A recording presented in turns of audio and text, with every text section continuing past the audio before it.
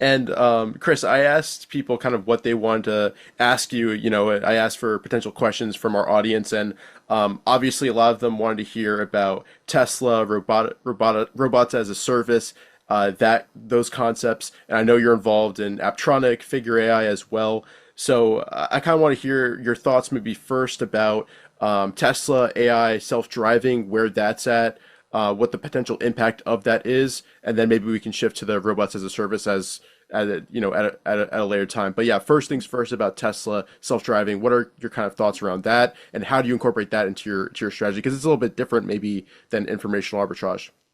It's not different. Okay.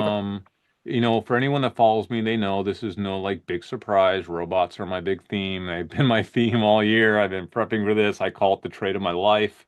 It's probably the trade that if it works out, I think most people will end up knowing me for. And if it doesn't work out, I'll get a lot of crap for it. But I am about 300 to 300 and probably these days 350 hours into deep robotics humanoid research.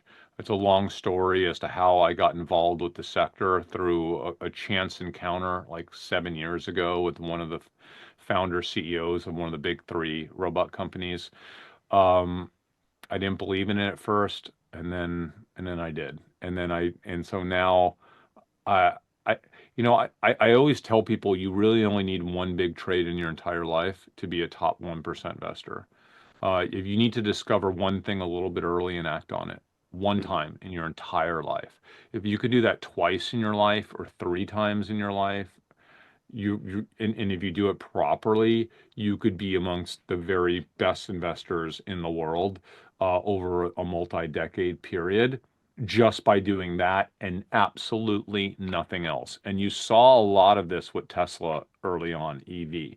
There were people, and by the way, that was a social arb trade because there were people that were able to assess what was happening with Tesla because they happened to drive one or had a Right. friend that had one.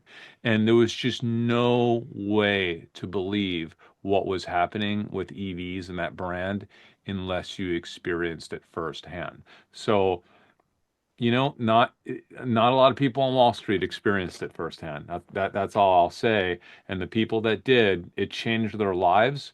And they ended up, people did some crazy stuff with their Tesla trades. And listen, a lot had to go right, and a lot did go right. And it's stunning.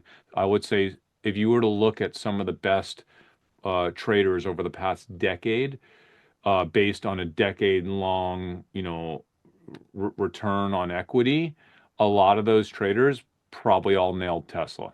And they Right. probably made a lot of other dumb mistakes over the time period, but they probably nailed Tesla. And that one trade, it made their entire life, right?